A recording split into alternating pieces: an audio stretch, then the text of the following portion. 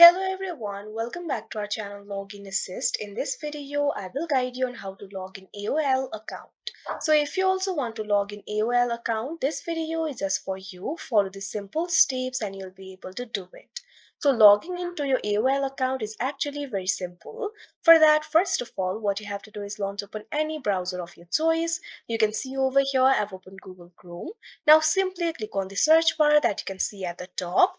Now simply type in aol.com, press enter. Now after that you can see over here you'll be led to the official website of AOL. From here you'll be able to log into your account. So if you also want to log into your account, all you have to do is click on the sign in option that you can see right over here on your screen. Now after that you can see over here you'll be led to the official sign in interface of AOL. From here you'll be able to sign in to your account. All you have to do is enter your username, email or mobile over here. If you do not have an account, you can also create an account for yourself. Simply click on the option create an account. After that you'll be able to create an account for yourself. If you want to log in with your username, email or mobile, simply enter your username, email or mobile over here.